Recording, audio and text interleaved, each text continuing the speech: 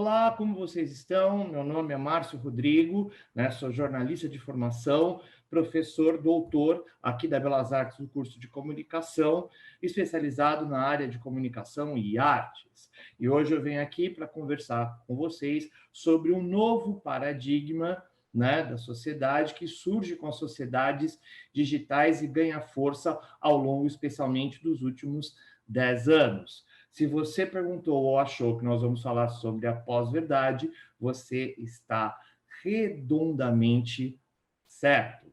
Né? E o importante é a gente pensar como esse novo paradigma, ou seja, esse novo padrão de comportamento social, de ações sociais, né, afeta, contamina a própria atividade jornalística.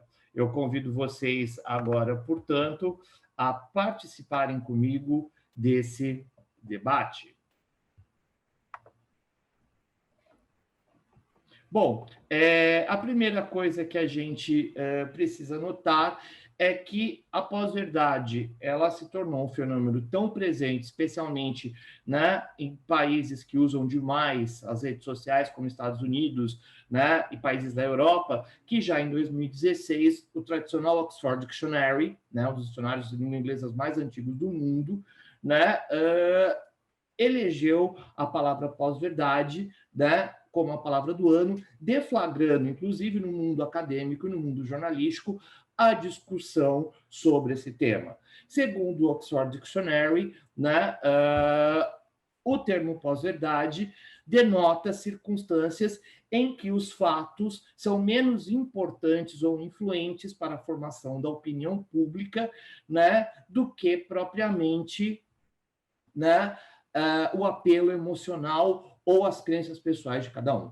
Ou seja, a pós-verdade ela é baseada, nesse momento, esse grande paradigma que tomou conta do mundo, né, nas crenças pessoais de cada um e nas apelos emocionais que a crença de cada pessoa pode ter para que ela lide com um fato, com uma situação, pode ser com uma questão política, pode ser com uma questão social, pode ser com uma questão econômica, né?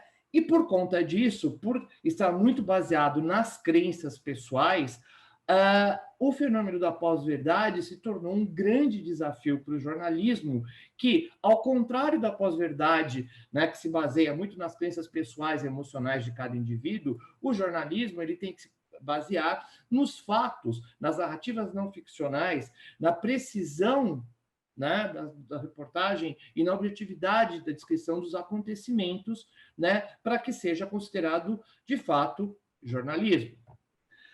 Normalmente, as pessoas tendem a confundir, né, pós-verdade como sinônimo de fake news.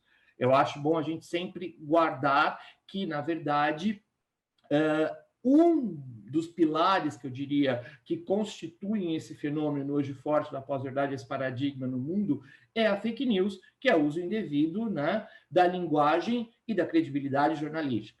Mas que os movimentos anti-intelectualistas que propagam ódio à ciência, por exemplo, aos pesquisadores intelectuais, essa onda de desinformação que circula hoje por memes, né, em grupos de WhatsApp de família, nas redes sociais, sem nenhuma comprovação, e as guerras das narrativas que nascem nas redes sociais, que se tornaram um verdadeiro campo de batalha, né, por conta do fenômeno das polarizações, especialmente políticas, né, que hoje circundam o mundo todo, são também elementos essenciais para que a pós-verdade se dissemine no Ocidente.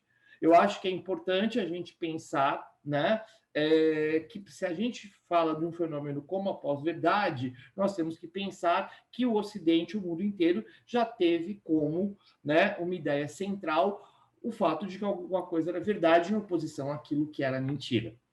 Tá? A verdade, para nós, a noção no Ocidente nasce com os gregos, numa ideia bastante polarizada, inclusive, de que o que era verdade não era mentira, que a verdade era o certo, era a busca pelo bom, pelo justo, né? E pelo belo. O problema é que esses conceitos também são muito questionáveis e variam muito de sociedade para sociedade e de indivíduo para indivíduo. O fato é que, ao longo da história do Ocidente, nos últimos 2 séculos, a verdade, o conceito de verdade, tem sofrido um processo longo de relativização. Ele começa, né, de uma maneira mais clara quando Immanuel Kant, o filósofo, né, publicou um livro em 1781 chamado Crítica da Razão Pura. E qual é o resumo desse livro? O que o Kant avisa para o Ocidente naquele momento, para os pesquisadores intelectuais e para os jornalistas também? Que não existe uma verdade única e absoluta, mas que existem verdades.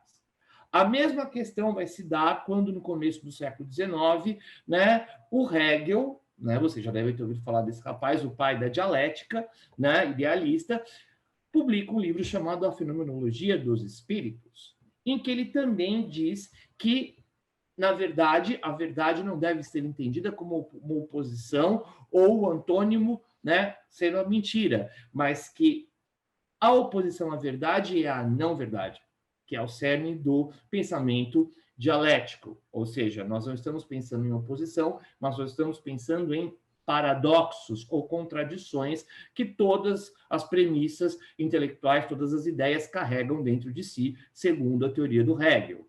E, por último, mas não menos importante, no começo do século XX, esse senhor aí que está mostrando a língua para a gente, né, o nosso amigo Albert Einstein, publicou a teoria da relatividade. A teoria da relatividade, claro, ela é ligada à física, às ciências exatas.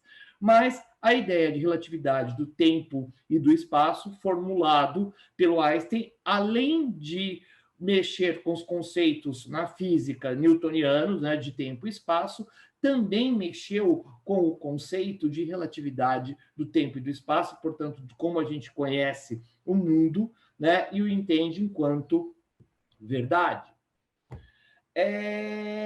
O que acontece hoje?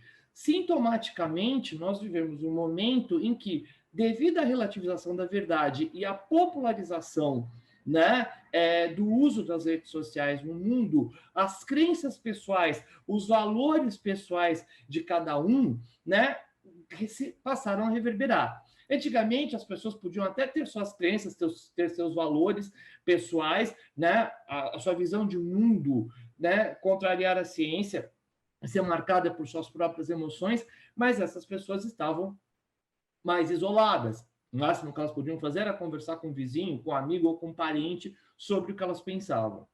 Hoje, as redes sociais dão espaço para que a gente reverbere o que a gente pense, as nossas emoções, e para que a gente contrarie, inclusive, ideias, né, que hoje são cientificamente comprovadas, como, por exemplo, de que a Terra é redonda, o que faz uma série de pessoas, por mais que os fatos científicos corroborem com a ideia de que o planeta é redondo e dá voltas em torno do Sol e de si mesmo, que as pessoas estejam na Terra plana. É por isso que hoje, né, com esse fenômeno da pós-verdade, tem tanto gente tomando cruzeiro por aí para chegar na borda do mundo.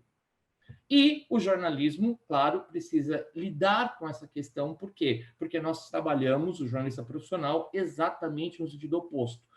Nós trabalhamos com os fatos, trabalhamos apoiado nas ciências, trabalhamos apoiado em dados de pesquisas concretas e sistemáticas e, evidentemente, apurando sempre, né, junto às fontes, junto aos entrevistados, aquilo que, de fato, mais se aproxima da objetividade do acontecimento relatado. Por hoje é só. Pessoal, eu agradeço a atenção de vocês. Fiquem bem. Até a próxima.